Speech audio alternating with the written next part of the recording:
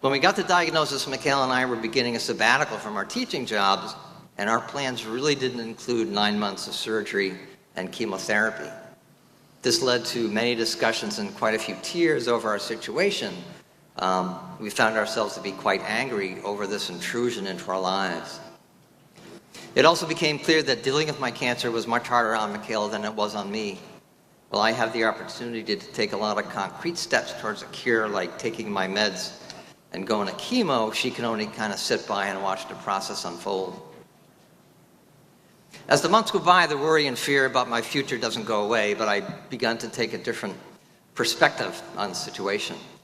Had I been born in 1920 as opposed to 1950, or if I didn't have medical insurance or access to a hospital like the BI, the term cancer victim would probably be more likely moniker than cancer survivor. I've also come to realize how important my wife's emotional and physical support is to me. She is so much more helpful than she can really ever imagine. And I'm also lucky to have the best oncologist and surgeon around in Dr. Schnipper and Critchlow. And no one can ask for better oncology nurses than Holly Downing and Nancy Rumplick.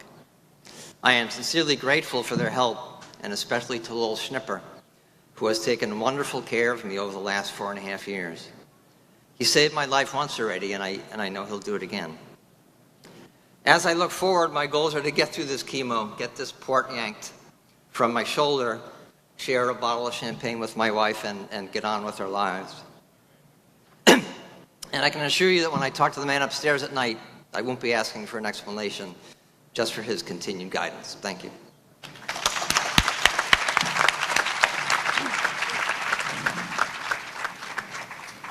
Good afternoon, everyone. My name is Kimberly Kenny. I was diagnosed with ovarian cancer on September 8, 2005, stage 3C, at the age of 34. My cancer journey began in the spring of 2005. I kept feeling a hard bump on the right side of the stomach area and thought it was probably a cyst. I decided to wait and see for about 2 months, and when nothing changed, I made an appointment with the GYNOB for August 19th. During this time, I was feeling very tired, especially falling asleep on the couch by 9 p.m.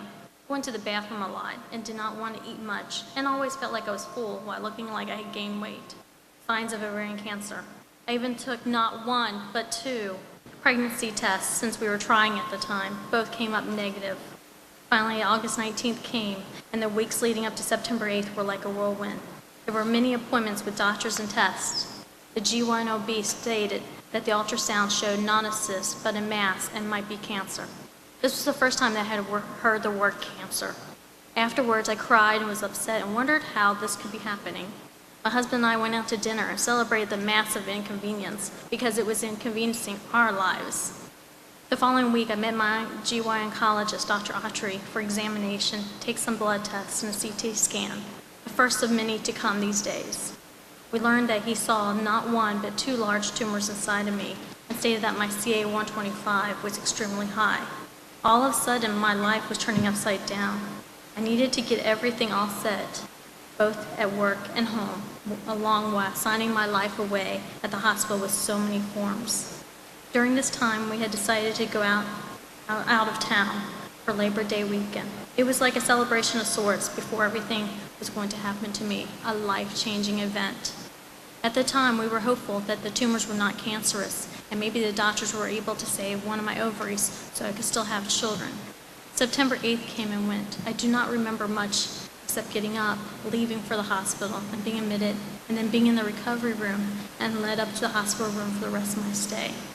On Friday morning, we found out that my reproductive system was taken out and I was officially diagnosed with ovarian cancer. I do not remember much of my stay in the hospital and recovery at home, except laying on the couch a lot watching TV, moving around slowly to get my strength back, and family members came to stay and help us get back on our feet. At the end of September until the beginning of January 2006, I went through 6 rounds of Taxol and carboplatin, along with taking Avastin as a part of a clinical trial through the assistance of my oncologist, Dr. Canistrell, and a fellow known to me as Dr. K.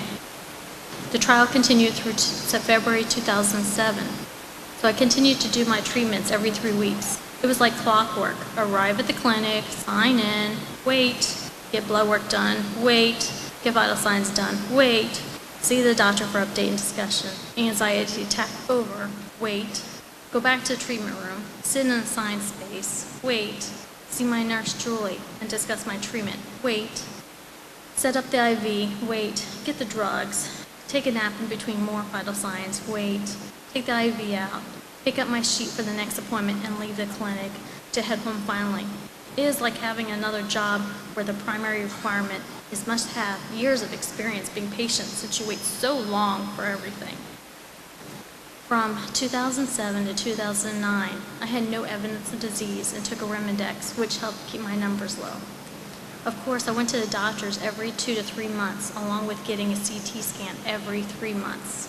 In July of 2009, my CA 125 climbed high enough to lead me to my first reoccurrence. At this time, Dr. K became my oncologist. I started a clinical trial with Avastin again, which has been working. My CA 125 has dropped and now is stable. So much has happened to me in the past 5 years, especially dealing with not being able to have children. I still get emotional thinking about it.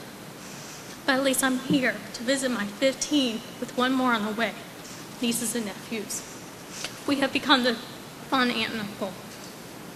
Last year, my 2-year-old nephew was diagnosed with brain cancer. Since I was out of work at the time, I was able to help my sister's family with the ordeal. It is always amazing how resilient a child can be with cancer. No matter how bad it got, my nephew still had a smile on his face, who was polite to everyone in the hospital. One day he heard the doctor state that if he ate food, then he would go home. He piped up and said, "Eat food, go home." The doctor said yes, so every chance he got, he would tell everyone, "Eat food, go home." It was through our cancer journeys that taught me no matter how bad your day was, just be happy to know that you've survived another day and cannot wait until tomorrow, for it will be better than today. Finally, if you're ever in the hospital and really want to get out fast, then eat food, go home. Thank you for listening today.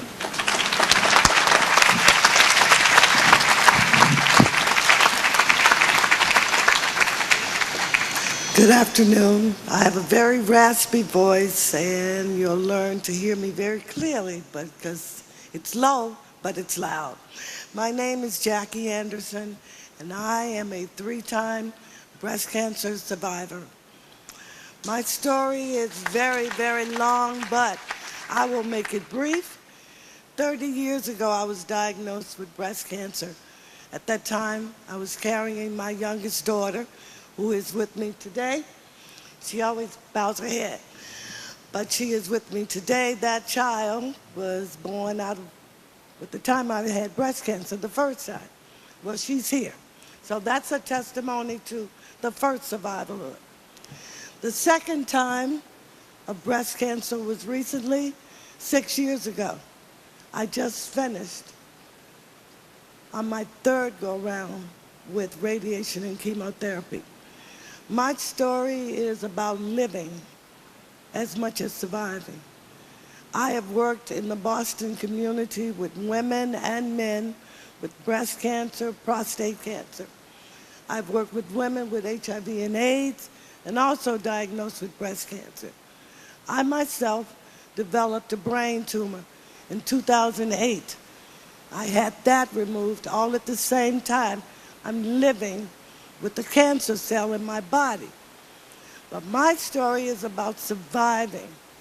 I live because I have a faith that is so profound that my doctors always say to me, "You're a walking testament to living." I believe in God, who has brought me through many, many storms. I have survived because of my faith and the faith that I have surrounded me, of people in my community and my family. I love life, and I am going to live even when they put the dirt on me. I'll still be living.